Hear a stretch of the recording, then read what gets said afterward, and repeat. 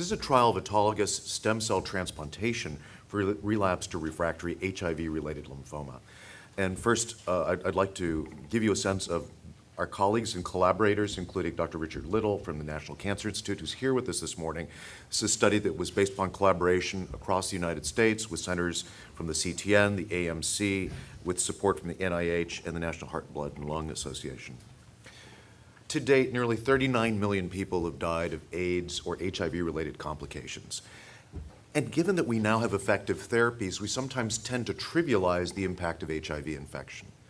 Yet at this time, the risk of non-Hodgkin lymphoma and Hodgkin lymphoma remains significantly elevated over that of non-HIV infected individuals. And in fact, the risk of Hodgkin lymphoma hasn't really declined with the availability of effective anti-HIV therapies. With combination anti-HIV therapies, or CART, that were introduced in 1996, what we did develop was an opportunity to approach this patient population differently. This combination of drugs could achieve a profound level of viral suppression, a significant improvement in T-cell immunity, and a decreased risk of opportunistic infections. And what that did was provide us with an opportunity to extend effective anti-lymphoma therapies to this patient population in a way that was not tenable. And just to give you a dramatic sense, when I started in San Francisco at UCSF back in 1985, the median survival for someone diagnosed with one of these lymphomas was less than 2 months. So we've seen a dramatic evolution in what we've been able to offer patients.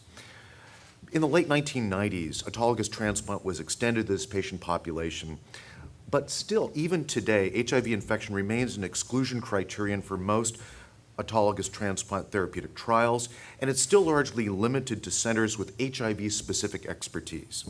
The purpose of this trial was to see whether or not, more broadly in a nationally based trial, we could extend this technology across to non-specialty centers. So this was designed as a phase 2 multi-center trial using autologous transplant for patients with relapsed and refractory HIV-related lymphoma. It was funded by the NHLBI, the NCI, and the AIDS Malignancy Consortium, and performed in collaboration between the BMT-CTN and the AMC. It used one consistent preparative regimen, or combination of chemotherapy prior to transplant, the BEAM regimen, and we used a consistent management of anti-HIV therapies throughout the transplant course. The primary endpoint of this trial was overall survival, and the secondary endpoints were progression-free survival, lymphomas-free survival, disease responses, and treatment-related mortality. 43 patients were enrolled on the trial. 40 underwent autologous transplant. 3 did not undergo transplant because of lymphoma progression prior to the transplant itself, and they were not included in the study analysis.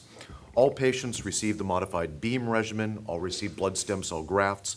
None of the patients had any difficulty mobilizing stem cells.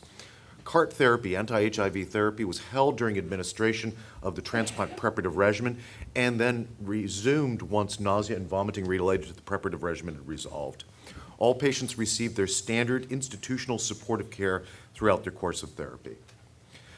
This is our projected 12-month survival at 86.6%. You can see the 95% confidence intervals there ranging from 70.8% to 94.2%.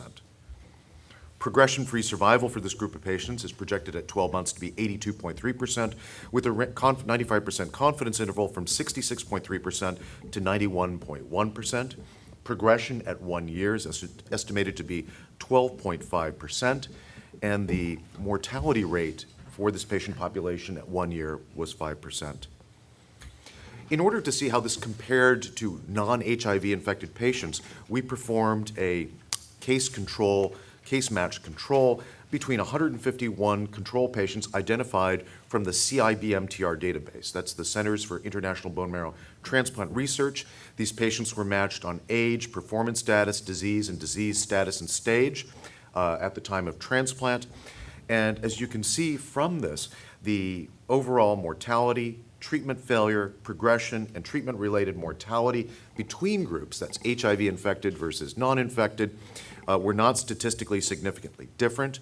And when you look at overall survival in comparison between these two groups, again, there's no statistically significant difference between offering this form of transplant to our HIV-infected patients and those matched controls. Our conclusions are that patients with chemotherapy-sensitive relapsed refractory HIV-related lymphoma may be treated successfully with this modified BEAM regimen. that patients with treatment-responsive HIV infection and HIV-related lymphomas should be considered candidates for autologous transplant if they meet standard transplant criteria. And then finally, we would argue that exclusion from clinical trials on the basis of HIV infection alone is no longer justified.